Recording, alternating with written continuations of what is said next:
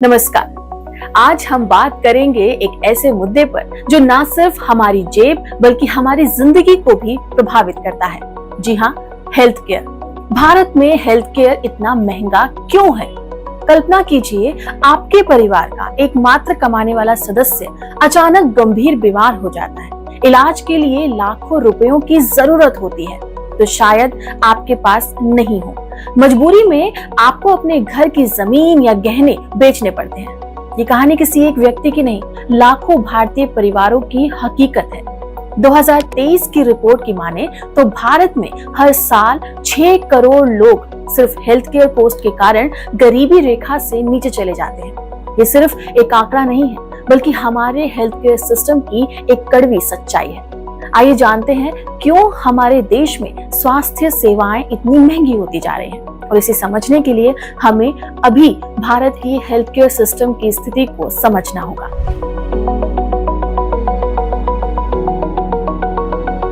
2024-25 के union budget में health sector के लिए 90,171 करोड़ रुपए दिए गए, जो पिछले साल की तुलना में 12.59% ज्यादा है। अभी मेडिकल इन्फ्लेशन की दर भारत में 14% तक पहुंच गई है, जो कि एक अलार्मिंग सिचुएशन है। इसका मतलब है कि इलाज की लागत साल दर साल बढ़ती जा रही है। वहीं भारत में लगभग 71% लोग अपनी हेल्थ केयर कॉस्ट को खुद वहन करते हैं। दुर्भाग्यवश सिर्फ 15% कामकाजी लोग ही अपने एम्प्लॉयर से हेल्थ इंश्योरेंस पाते हैं।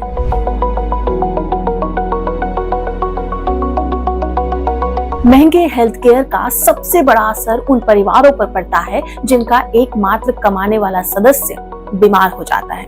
यानी अगर घर का मुखिया, जो परिवार के आर्थिक स्तंभ का काम करता है, बीमार पड़ता है तो पूरा परिवार आर्थिक संकट में घिर जाता है। भारत में हर साल 6 करोड़ लोग हेल्थ केयर से जुड़े खर्चे के कारण गरीबी रेखा से नीचे चले जाते हैं।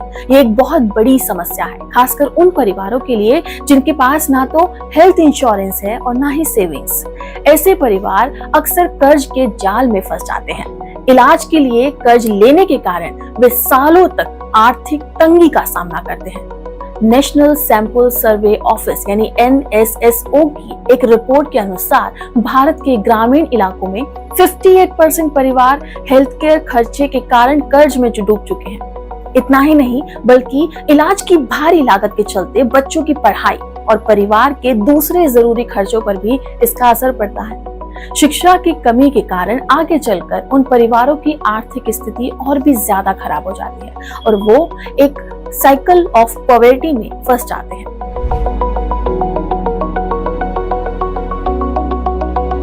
तो सवाल सिर्फ ये कि हमारे देश का हेल्थ केयर आखिर इतना महंगा क्यों है? जब इसका जवाब खोजना चाहा तो हमने पाया कि हेल्थ केयर सेक्टर में लगातार बढ़ती महंगाई ने हेल्थ केयर प्रोवाइडर्स की ऑपरेटिंग कॉस्ट को बढ़ा दिया है। इसी वजह से हेल्थ केयर सर्विसेज की कीमतों ने आसमान छू लिया है।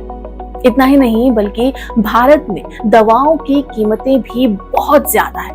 हालांकि 2024 के बजट में कुछ कैंसर की दवाओं पर कस्टम ड्यूटी को हटाया गया था, पर फिर भी जो प्रिस्क्रिप्शन ड्रग्स है उनका ओवरऑल खर्चा कहीं ना कहीं बढ़ता ही जा रहा है। हेल्थ केयर सर्विस में इस्तेमाल होने वाली एडवांस मेडिकल टेक्नोलॉजीज की लागत भी बहुत ज्यादा हो गई है।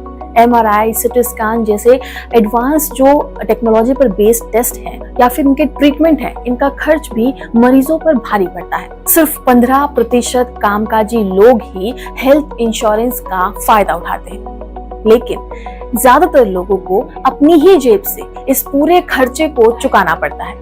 अभी हाल ही में कोविड महामारी के बाद हेल्थ केयर सर्विसेज की डिमांड में काफी बढ़ोतरी देखने को मिली है। हॉस्पिटल्स और क्लिनिक्स में इनपेशेंट और आउटपेशेंट सर्विसेज के लिए बढ़ती हुई डिमांड ने भी हेल्थ केयर कॉस्ट को काफी ज्यादा बढ़ा दिया है।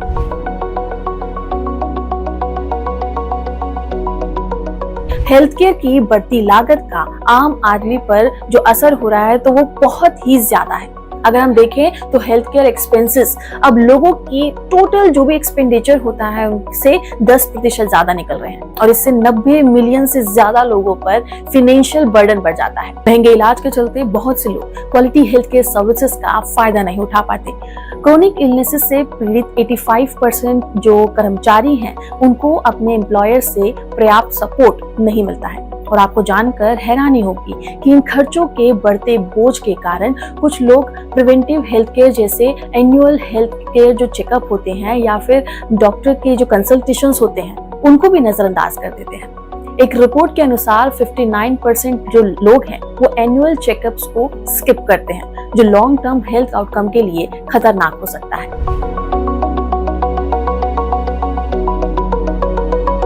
सरकार ने हेल्थ केयर को अफोर्डेबल बनाने के लिए कई कदम उठाए हैं, जैसे इनमें से सबसे पहले बात करें तो आता है नाम आयुष्मान भारत और प्रधानमंत्री जन आरोग्य योजना यानी कि PMJAY, जिसके तहत स्वास्थ्य सेवाओं को अफोर्डेबल बनाने के लिए 2024-25 में 7500 करोड़ का एक आवंटन किया गया है।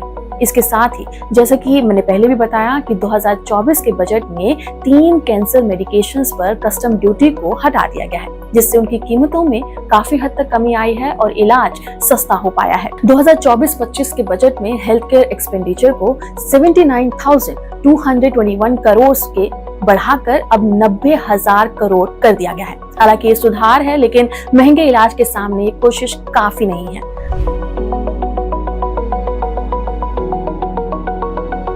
तो आगे क्या हो सकता है और इस समस्या का आखिर समाधान क्या है? देखिए, इसके लिए गवर्नमेंट और एम्प्लॉयर्स को साथ मिलकर काम करना होगा। इन लोगों को हेल्थ केयर जो इंश्योरेंस है इसको बढ़ावा देना होगा। साथ ही कंपनियों को एम्प्लॉयर्स के लिए कॉम्प्रिहेंसिव हेल्थ केयर प्लान्स मुहैया कराने होंगे ताकि हेल्थ केयर कॉस्ट का बोझ कम हो सके।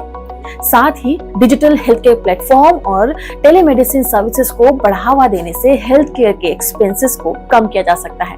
इससे इलाज का खर्च और समय दोनों ही घट सकते हैं। गवर्नमेंट चाहे तो दवाओं और मेडिकल सर्विसेज की कीमतों को कंट्रोल करने के लिए और भी ज्यादा सख्त नियम बना सकती है। इससे हेल्थ केयर सर्विसेज में अफोर्डेबिलिटी में सुधार हो सकेगा। इसके साथ साथ प्रिवेंटिव हेल्थ केयर पर जोर देना भी बहुत जरूरी है। एनुअल हेल्थ चेकअप्स और नियमित डॉक्टर कंसल्टेशंस से बीमारियों की शुरुआती अवस्था में उनको पहचान कर उनका इलाज संभव बनाया जा सकता है और इससे फायदा ये होगा कि इलाज का खर्च कम हो जाएगा।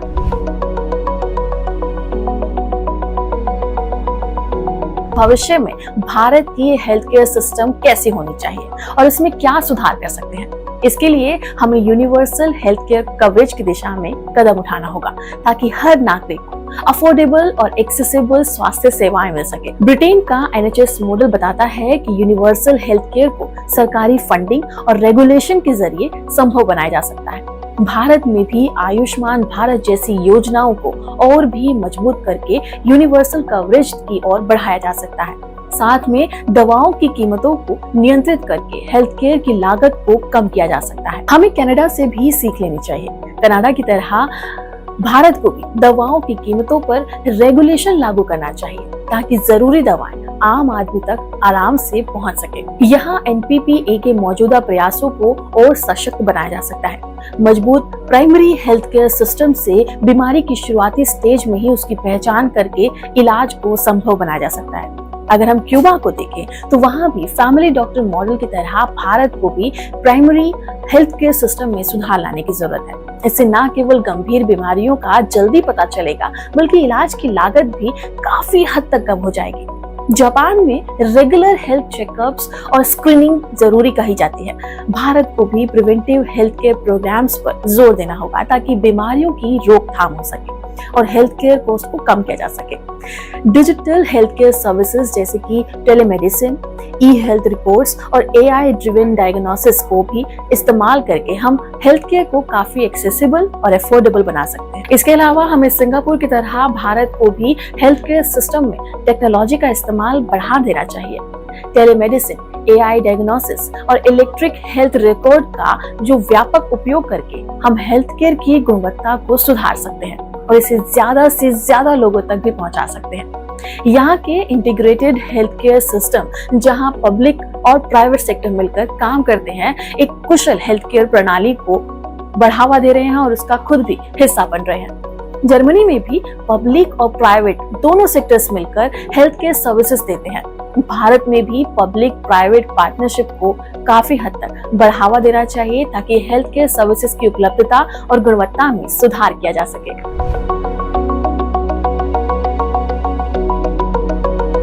हमें हेल्थ केयर सेक्टर में इन्वेस्टमेंट को सबसे ज्यादा बढ़ाना होगा और हेल्थ केयर सर्विसेज की कीमतों को कंट्रोल करने के लिए काफी सारे कड़े नियमों को लागू करना होगा।